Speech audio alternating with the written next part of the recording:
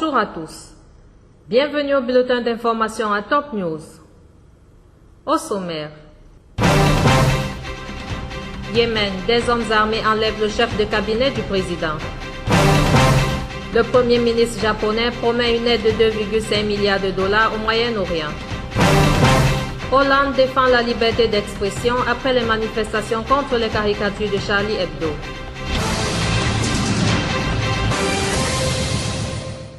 Voici les détails. Le vice-ministre des Affaires étrangères et des expatriés, Dr Faisal Mekdad, a affirmé que les dirigeants européens doivent comprendre qu'ils ne peuvent pas lutter contre le terrorisme en Irak et le soutenir en Syrie en même temps. Dans son article hebdomadaire publié aujourd'hui dans le journal libanais Al-Bina, M. Mekdad a dit que les dirigeants européens ne peuvent pas lutter contre les réseaux terroristes armés au moment où l'Arabie saoudite, la France, la Grande-Bretagne et les États-Unis les financent. Il a ajouté que la Syrie, que l'Occident tentait de déformer l'image, détruire ses institutions, tuer ses enfants et attiser le feu, vaincra la guerre déclenchée contre elle par Israël et ses alliés. Enfin, M. Mekdad a assuré que les Syriens qui possèdent un trésor de mœurs, d'histoire et de civilisation ont foi en la victoire sur le terrorisme.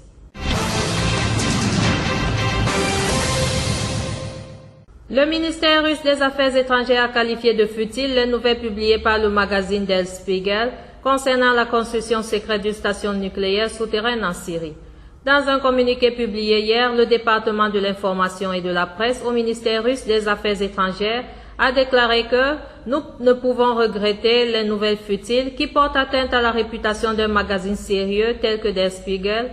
Rappelons que la Syrie a démenti toutes ces allégations.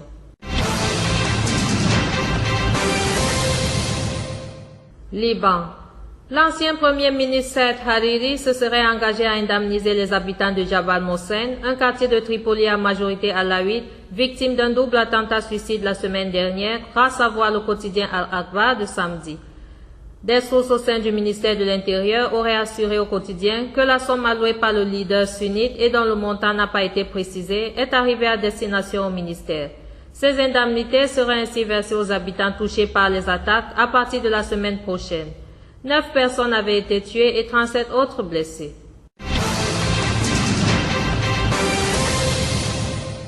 Charbel Khalil et Giuliano Sade, suspectés d'avoir assassiné le jeune Yves Nafal à Fardebian, Mont-Liban, Kesrouan, dans la nuit du 9 janvier, ont été arrêtés à l'aube de samedi, rapportent les forces de sécurité intérieure sur leur compte Twitter. Le commanditaire de l'assassinat, Charbel Georges Khalil, avait lui été arrêté mercredi à Brital dans la Beka par les services de renseignement des forces de sécurité intérieures. L'arrestation de Charbel Khalil et Giuliano Sade est survenue à la suite d'une décision de leurs familles respectives de les livrer aux autorités, rapporte l'Agence nationale d'information. Dans un communiqué, les familles précisent qu'une réunion a eu lieu dans la demeure de l'ancien député Farid Aykal El-Kazen, qui les a sommés de livrer leur fils à la justice.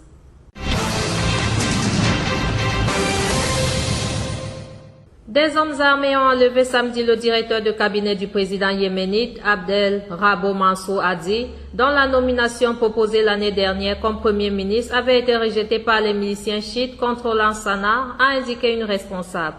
Un groupe armé a établi un checkpoint à Ada, un quartier sud de Sanaa, et a capturé Ahmed Awad Ben Moubarak et des personnes qui l'accompagnaient, a déclaré à l'AFP une responsable du secrétariat du dialogue national, sans préciser leur nom. Il a ajouté que les miliciens chiites Houthis étaient soupçonnés d'avoir commis ce rapt.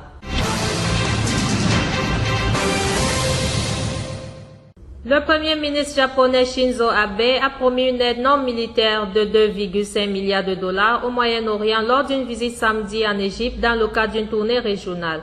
M. Abe s'est aussi engagé à verser une aide de 200 millions de dollars aux pays affectés par l'offensive du groupe djihadiste État islamique en Irak et en Syrie qui a fait des centaines de milliers de déplacés et réfugiés. François Hollande a défendu samedi la liberté d'expression, une des valeurs de la France, au lendemain des violentes manifestations dans de nombreux pays, dénonçant les caricatures du prophète publiées par le dernier numéro du magazine satirique Charlie Hebdo. La France a des principes et des valeurs, et ces valeurs, c'est notamment la liberté d'expression, a insisté le président en rappelant que ces pays, on les a soutenus dans la lutte contre le terrorisme.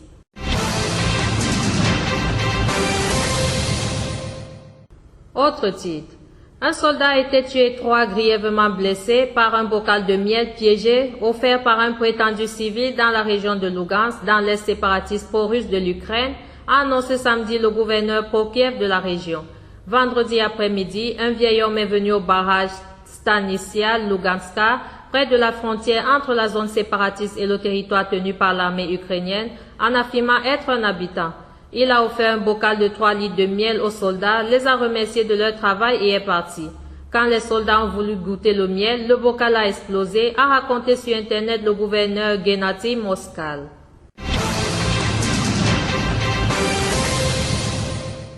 Le camp de la mission de l'ONU au Mali, MINUSMA, à Kidal, dans l'extrême nord-est du pays, a été samedi la cible d'une nouvelle attaque, au cours de laquelle un casque bleu tchadien a été tué, a indiqué à l'AFP une source à la MINUSMA. Tôt samedi matin à Kidal, le camp de la MINUSMA a été attaqué par les terroristes. Ils ont d'abord lancé un camion piégé vers une entrée du camp, ensuite ils ont attaqué. Les soldats de la MINUSMA ont riposté. Malheureusement, un soldat tchadien de la MINUSMA a été tué. Un autre blessé, a déclaré cette source travaillant à la MINUSMA dans cette ville à plus de 1500 km au nord-est de Bamako. C'est la première fois que les forces de la MINUSMA interviennent aussi énergiquement pour faire repousser une attaque, a-t-elle souligné. Plus de 10 obus, selon cette source, ont été tirés contre le camp lors de l'assaut. Le cerveau présumé de la cellule démantelée jeudi en Belgique, juste avant qu'elle ne commette des attentats, est un djihadiste belge notoire parti en Syrie qui aurait commandité l'opération depuis la Grèce ou la Turquie, affirment des médias samedi. Nos enquêteurs sont à la recherche du commanditaire et chef de la cellule djihadiste, Abdelhamid Abaou, notamment avec l'aide du FBI, affirme le journal La Dernière Heure. Âgé de 27 ans, ce seigneur en Syrie, où il a rejoint les rangs du groupe État islamique, est un Belge d'origine marocaine ayant grandi à Molenbeek, un quartier populaire de Bruxelles, affirme le journal. Il est visible dans plusieurs vidéos de propagande de l'État islamique sur Internet. Dans l'une d'elles, il conduit un véhicule tirant 4 cadavres mutilés par des militants de ce groupe extrémiste.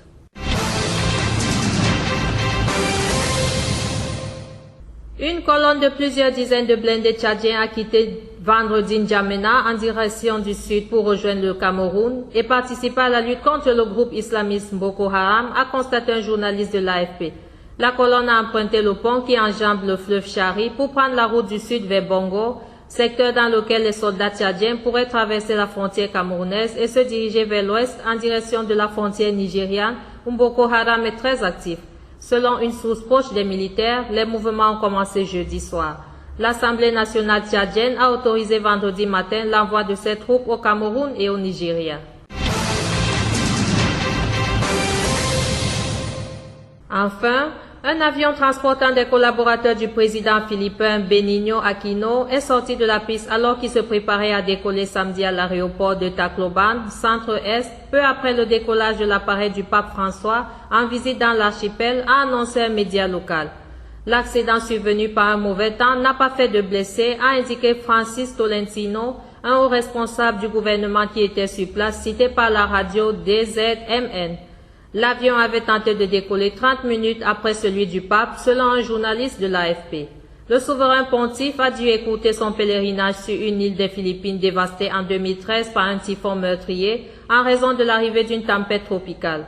Il s'est envolé pour Manille dès 13 h locales, 5 h JMT, 4 heures plus tôt que prévu.